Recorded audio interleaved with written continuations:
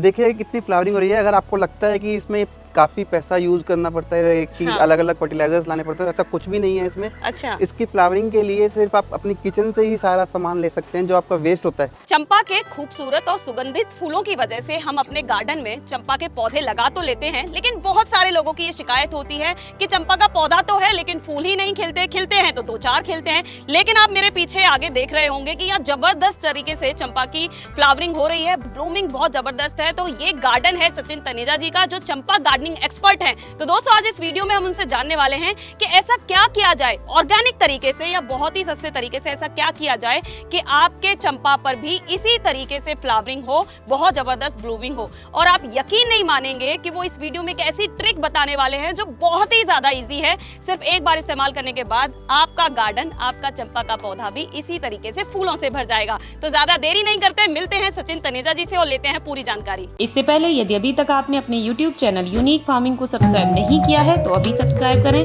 साथ ही bell icon भी दबाएं ताकि आगे आने वाली वीडियोस की नोटिफिकेशन आपको मिलती रहे। नमस्कार सर। नमस्कार मैम। वैसे तो आप हमारे चैनल पर किसी परिचय के मोहताज नहीं हैं। दरअसल चंपा की सीरीज चल रही है और सर चंपा गार्डनिंग में एक्सपर्ट हैं। इनकी छत पर तकरीबन 300 वैरायटीज़ के चंपा के प्लांट लगे हुए हैं, जिनमें अब भी जस्ट अगर आप देखेंगे तो 60 से ज़्यादा वैरायटीज़ ब्लूम भी कर रही है। दरअसल सर आज हम इसी सिलसिले में आपके पास आ गए हैं। हमारे दर्शक चाहते हैं और हम चाहते हैं कि स्पेशली कि आप कुछ ऐसा ट्रिक हमें बताएं जिसकी वजह से चंपा के हर पौधे पर ज़बरदस्त फ्लावरिंग हो। और आपका राज भी वो हम जानना चाहते हैं कि आप ऐसा क्या करते हैं जिसकी वजह से ये फ्लावरिंग इतनी ज़बरदस्त होती है। मैम देखिए कितनी फ्लावरिंग हो रही है। अगर आपको लगता है कि इसमें काफ़ी पैसा यूज़ करना पड़ता है कि हाँ। अलग-अलग फर्टिलाइज़र्स लाने पड़ते हैं, ऐसा कुछ भी नहीं है इसमें। अच्छा। इसकी फ्लावरिंग के लिए सिर्फ़ आप अपनी किचन से ही सारा सामान ले सकते हैं, जो आपका वेस्ट होता है। हाँ। कोई स्पेशल आपको उसके लिए किचन का भी कोई सामान नहीं लेना। जो वेस्ट है उसका यूज़ होता है, वो इसमें मैं डालता हूँ। जैसे कि आपने देखा होगा कि जब आप राइस बॉयल करते हो, हाँ। बॉयल करने के बाद वो पानी जो है आप थ्रो कर देते हो, वो पानी इसमें डालो। उस बहुत अच्छा इनका फूडिंग का वो है। उससे उसके बाद जो आप जितनी भी दालें अगर आप धोते हैं, उसका रात को पानी। भिगो के रखते हैं, और इवन मैं तो जो है वो आलमंड्स वगैरह भी भिगो के रखते हैं, तो मॉर्निंग में जो आलमंड का पानी होता है वो भी मैं इनमें ही डाल देता हूँ। इसमें मैंने कोई ज़्यादा स्पेंड नहीं करा फर्टिलाइज़र्स के लिए। सही बताऊँ तो पहले तो इसमें एप्सम सॉल्ट का यूज़ होता है, जिससे कि रूट स्टॉक प्लस ये ग्रीन लीव्स जो हैं, इसके लिए एप्सम सॉल्ट बहुत हेल्प करता है। उसके बाद फ्लावरिंग के लिए जो है, तो मैं तो उसमें बनाना पील फर्टिलाइज़र ज़्यादा यूज़ करता हूँ। मैं तीनों तरीके से इसमें बनाना पील यूज़ करता हूँ। कई बार मैं इसमें पील का जो है वो लिक्विड फर्टिलाइज़र जो होते हैं, हाँ। उस तरीके से भी दिया जाता है इनको। मैं बनाना को पाउडर शेप में बना के उसके पील को, वो भी इसमें हर पॉट में सिंगल स्पून डाल देता हूँ। कई बार इसमें जो है वो बनाना जैसे बच्चे मेरे खाते हैं, तो मैं पील जो है वो सीधा डायरेक्ट इसमें ऐसे डाल देता हूँ। अगर आप देखोगे तो कहीं ना कहीं आपको इसमें पील्स मिलेंगे बनाना के। तो ठीक है। हर तरीके से जो है बनाना पील जो है वो उसमें विटामिन, मिनरल प्लस फॉस्फोरस सब कुछ अवेलेबल है। तो वो इन प्लांट्स के लिए सबसे बेस्ट फर्टिलाइज़र माना जाता है, जो भी फ्लावरिंग करते हैं या जो वेजिटेबल्स हैं उनके लिए भी। ठीक है, तो मतलब चंपा की जो इतनी ज़बरदस्त फ्लावरिंग का राज है, वो सर ने हमें बता दिया है। वो उनका राज है बनाना पील फर्टिलाइज़र, जिसमें फास्फोरस की अच्छी मात्रा होती है। विटामिन्स और मिनरल्स भी पूरे मिलेंगे, प्लस कैल्शियम के लिए मैं इसमें एग शेल्स भी डालता हूँ। ओके। ऑर्गेनिक फर्टिलाइजर्स में ज़्यादा बिलीव करता हूँ। तो किचन वेस्ट जैसे राइस बॉईल करे, राइस को वॉश करा, आपके सीरियल्स हो गई उनको वॉश करा, तो वो सारा का सारा पानी जो है मैं उनका जो धोने के बाद जो पानी बचता है वो इसी में ही यूज़ करता हूँ सारा का सारा। अच्छा, तो मतलब कह सकते हैं कि पूरी किचन वेस्ट वाली गार्डनिंग यहाँ पर की जा रही है। जो भी वेस्ट किचन वेस्ट से बचता है वो आप यहाँ पर इनमें यूज़ करते हैं। हाँ, बस यहाँ बाहर से मैं जो है वो आपका वर्मी कंपोस्ट मैन्योर जो होता है वो भी आफ्टर रेन मैं सीजन एंड पे यूज़ करता हूँ। रेन के टाइम पे कोई फर्टिलाइजर की जरूरत नहीं होती, प्लांट को रेन वाटर में ही सारा कुछ होता है। उसके बाद जो होता है, जब ये डोमेंसी में जाने से पहले मैं वर्मी कंपोस्ट हर पॉट में डालता हूँ। वो ठीक फिर है। मार्च के बाद दोबारा से जो जब ये डोमेंसी से आउट होते हैं, फिर ये एप्सम साल्ट और बनाना पील और जो भी किचन वेस्ट का लिक्विड फर्टिलाइजर्स हो गए वही। ठीक है, जैसा कि सर अभी एप्सम सॉल्ट की बात हो रही है, एप्सम सॉल्ट क्या काम करता है सर चंपा के प्लांट में? मैम एप्सम साल्ट जो है वो फॉस्फोरस का बहुत अच्छा सोर्स है। अच्छा। और किसी भी प्लांट को फॉस्फोरस चाहिए होता है ब्लूमिंग के लिए, और उसकी वेजिटेबल्स को अच्छे से ग्रो करने के लिए, थोड़ा लीफी हो अच्छे से ग्रीन होने हाँ। के लिए। तो ये जो अगर आप देख रहे हैं ग्रीन जो पूरा टेरेस हुआ हुआ है, ये एप्सम सॉल्ट की फर्टिलाइजर से हुआ हुआ है। उससे ठीक है। रूट स्टॉक अच्छा बन जाता है, जिससे कि प्लांट भी स्ट्रॉन्ग हो जाता है और फ्लावर्स भी अच्छे जनरेट करते तो आप किस तरीके से एप्सम सॉल्ट का प्रयोग करते हैं? हैं। मैं 3 टीस्पून जो है वो 20 लीटर की बकेट में डालता हूँ, उसको डाइल्यूट करके फिर जो है 2 मग्स जो है वो सभी पोट्स में देता हूँ, और ये मैं जो है एवरी मंथ इनको मैं फिर एप्सम सॉइल देता हूँ। ठीक है, और बनाना पील फर्टिलाइजर की बात करें तो आप वो कितने दिनों के अंतराल पर प्रयोग करते हैं?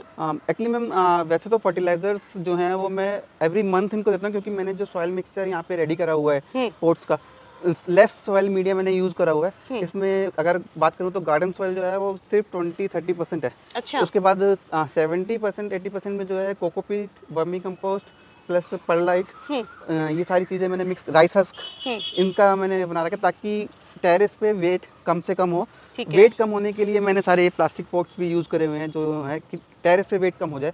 और आप देखो तो इस उसमें आपको पूरे बड़े बड़े ट्री दिखेंगे इस मिक्सचर में। ठीक है, ठीक है। तो जैसे आपने ये चीज़ मैंने भी देखी हुई है पिछली वीडियोस में भी और इस वीडियो में भी कि बहुत आसानी से आपके गमले उठ जाते हैं, हल्के हैं काफ़ी। कितने दिनों पहले ये मिट्टी जो है आपने बताई है वो कितने दिनों पहले तैयार की गई थी, कितने समय बाद आप इनकी रिपोर्टिंग कर रहे हैं? हाँ, एक्चुअली आप देखो तो सारे मैंने बिग पॉट्स में लगा रखे हैं। अभी मैंने वैसे तो 6 इंची में जो है स्टार्टिंग जो होती है वो 6 इंच से स्टार्ट हो रही है। बाकी जो पॉट्स हैं मेरे 14 इंच और 18 इंच है। अच्छा। और इसमें जो है जल्दी जल्दी आपको चेंज करने की जरूरत नहीं पड़ती। अच्छा। प्लस मैं एवरी मंथ इसमें जो है इनकी फर्टिलाइजर्स इनको दे रहा हूँ, तो मुझे जल्दी से रिपोर्टिंग की जरूरत नहीं पड़ती। एक तो रूट बाउंड नहीं होते, बड़े बड़े पॉट्स हैं। जो छोटे पॉट्स हैं उनको एवरी ईयर जो है मैं 6 इंच से 8 इंच 10 इंच 12 इंच ऐसे बढ़ाते रहता हूँ।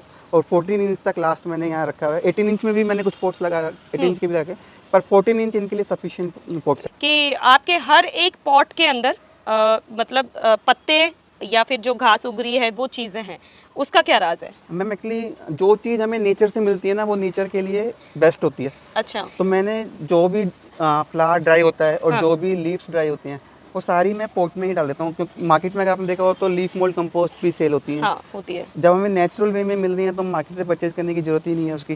तो ये सारा जो भी, और अभी जैसे डोमेंसी ख़त्म हुई थी, बाहर भी अगर आप देखो तो पीपल और नीम के जो लीव्स हैं वो घेरते हैं वो अपने, तो मैं वो इकट्ठे करके ले आता हूँ, वो मैं इनमें डाल देता हूँ ताकि फंगीसाइड भी ना लगे, फंगस कोई इन्फेक्शन भी ना लगे, कोई पेस्ट भी ना है। जो नीम की जो लीव्स होती हैं वो नीम ऑयल वाला जो काम होता है वो करते हैं, इसमें उससे जैसे कोई पेस्ट वगैरह कम ही फिर हो। जैसे पेस्ट की बात आ रही है, हम बिल्कुल उसी पर पहुंचने वाले थे कि चंपा प्लांट के ऊपर या चंपा गार्डनिंग में पेस्ट अटैक का क्या कोई डर है? मिली बग्स कई बार आ जाते हैं, पर उसके लिए फिर उसको वॉश करना, नीम का वो स्प्रे करना नीम ऑयल का, पर वो बहुत रेयर होते हैं। एक्चुअली एक तो मेरे टेरेस पे हैं तो यहाँ पे वैसे भी कम आते हैं, पर फंगी वो मिली बग्स जो हैं वो कई बार आ जाते हैं, कई बार अटैक कर जाता है। इसी वजह से मैंने यहाँ पे हाइबिस्कस भी नहीं रखा हुआ।